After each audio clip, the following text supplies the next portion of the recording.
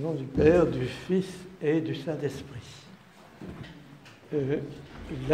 L'évangile d'aujourd'hui nous invite à le relire parce qu'il est très long, très riche et chacun doit l'entendre aussi bien qu'il peut l'entendre. Vous aurez remarqué dans cet évangile, il y a ceux qui disent « Ah, un ange lui a parlé ». Et il y en a qui disent « Oh, c'est le tonnerre ». Et puis il y en a qui entendent que le Christ dit « Je le glorifie ».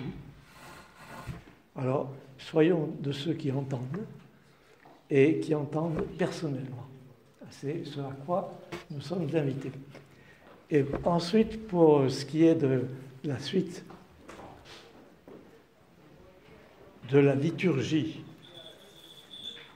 de la semaine qui précède Pâques, eh bien, tous les textes que l'on entendra seront très riches aussi. Et ils gagneraient eux aussi à être relus pour pouvoir entendre, plus qu'un ange lui a parlé, de pouvoir entendre et relever les phrases qui personnellement nous touchent profondément. Voilà. Simplement, je voudrais dire une chose, une seule chose pour cette homélie, c'est s'il y a eu un tel mouvement à la mort de Lazare, c'est que dans le monde des croyants de l'époque, le monde juif des croyants de l'époque, et aussi grec, par la philosophie, etc., eh bien, on était dans la dualité chair-âme. Le corps, l'âme. Et on n'avait pas le regard et l'écoute qu'il faut avoir pour s'apercevoir que existe réellement une résurrection de la chair. Dans cette pensée traditionnelle de l'époque, qui était celle des pharisiens, les pharisiens croyaient en la résurrection, mais ils croyaient que la résurrection, c'était l'esprit libéré de la pesanteur du corps, trouvait enfin sa dimension et sa place juste. Et ici, Lazare était depuis 4 jours dans le tombeau.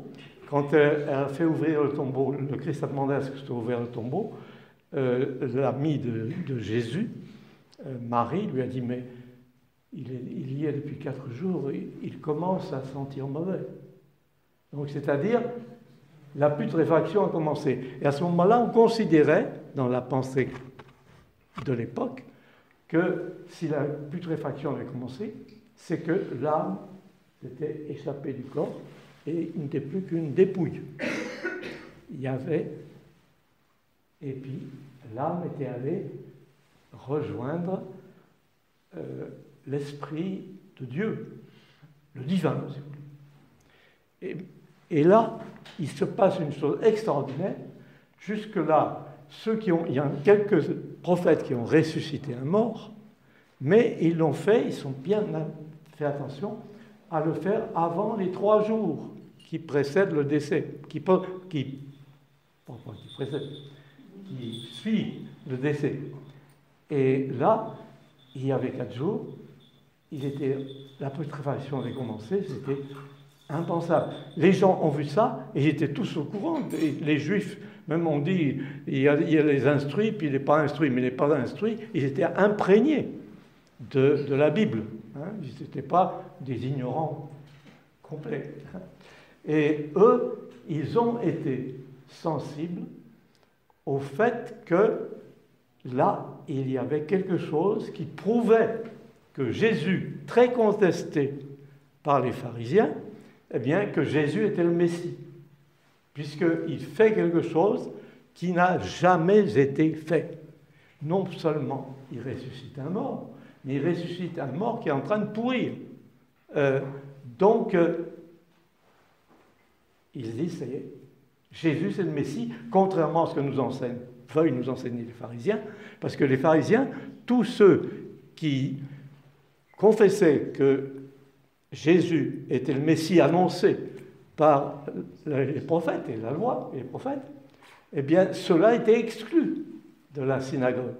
Ils étaient excommuniés, si vous voulez. Ils étaient exclus de la synagogue.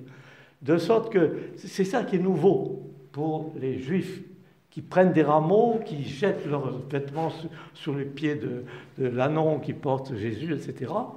Et c'est pour ça qu'ils sont tellement nombreux, ils se disent, ça y est, le Messie annoncé depuis des siècles, ça y est, c'est lui. C'est lui. Et ils se disent, il vient être le roi de la création sauvée, quoi. Mais ils ne savent pas encore qu'il va y avoir la passion. Et lui annonce qu'il est venu pour mourir, pour vaincre la mort par la mort, et il en tressaille parce que la chair est faible. C'est-à-dire qu'il sait ce qu'est la chair, il est devenu chair, il s'est incarné vraiment, et il sait bien que l'esprit, lui, peut aller tout droit dès qu'il a une vision juste, mais la chair résiste. Et il a à lutter contre cette résistance de la chair. C'est pour ça qu'il dit, si tu peux, éloigne de moi ce calice. Parce que lui, il est le tout obéissant.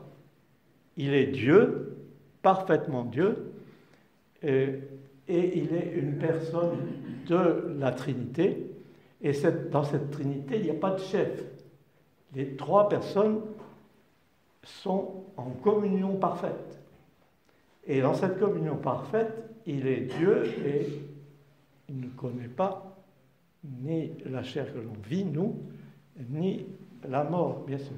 Et à ce moment-là, il dit, si tu veux, retire. Et puis il dit, je suis venu pour ça. Et avant, il avait dit, si le grain de blé ne meurt pas, eh bien, il sera stérile, ne donnera rien du tout. Il faut qu'il meure pour qu'il donne une abondance de fruits. C'est cela qui était vraiment essentiel et qu'ont senti les gens qui n'étaient pas des spécialistes, des experts, si vous voulez. Les pharisiens qui excluaient ceux qui disaient que Jésus était le Messie, eh bien, ils disaient, nous savons. Ils avaient 22 moyens de reconnaître que ce n'était pas le Christ. Non, 22 moyens de reconnaître que c'était le Christ. S'il en manquait un seul, ce n'était pas le Christ. Et c'est ce qu'ils avaient conclu.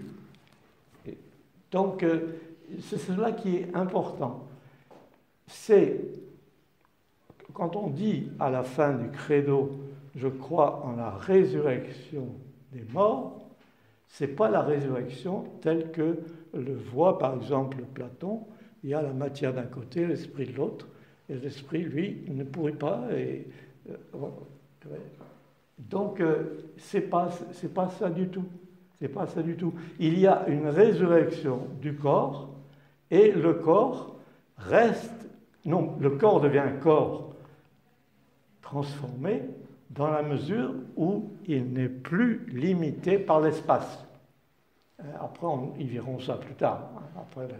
C'est-à-dire, lorsque le Christ entrera sans avoir besoin d'ouvrir les portes, on verra que... Et il est là avec sa chair, son corps. Il montrera ses plaies, etc., pour bien faire voir que c'est vraiment le corps, lui aussi, qui va ressusciter. Et tout l'ensemble humain va être remis à neuf, si on peut dire. Sauvé, remis à neuf. Donc, voilà l'idée qu'il faut retenir, peut-être. Et c'est pour cela que,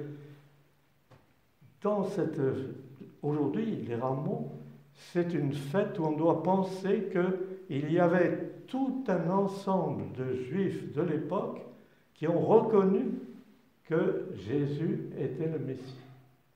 Et il y a eu, il y a quelques années, un groupe de jeunes rabbins qui ont loué un avion, un petit avion, et qui, au-dessus de Palavas, ils ont promené une banderole « Jésus est le Messie ». Ils l'ont promener pendant les vacances des gens, quand il y a beaucoup de gens, dans les campings, des choses comme ça. Ils ont promené cette banderole, et il y a parmi les rabbins, certains qui se demandent, mais qu'en faire? Ce qu'il faudra en faire, c'est une église juive. Non, ça, on n'a pas encore entamé. Je n'ai pas compris que c'est écrit sur la banderole, le Christ. Jésus est le Messie. Ah, le Messie, d'accord. Jésus est le Messie.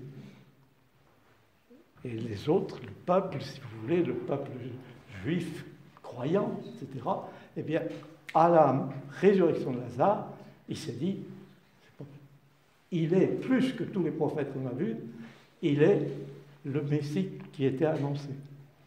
Mais, quelques jours après, il disait à la représentant de l'empereur romain, crucifie-le. C'est-à-dire le dimanche, il reconnaissait Jésus et le Messie, et puis le vendredi, il demandait aux représentants de César de leur donner la crucifixion, puisque étant occupé par les Romains, ils n'avaient plus le droit de mettre à mort quelqu'un. Il fallait qu'il passe par le pouvoir romain. Et c'est cela que nous allons vivre en cette semaine, plus ou moins chacun selon l'endroit du chemin où il se trouve dans la vie spirituelle qui l'emmène vers la découverte de nom unique qui est appelé à être le sien et qu'il reconnaîtra, comme dira le Christ, quand ils seront tout fiers de faire des miracles, il leur dira, ne vous réjouissez pas d'avoir fait des choses efficaces, réjouissez-vous de ce que votre nom est inscrit dans les cieux. C'est-à-dire, nous sommes invités à être et non pas simplement à fabriquer.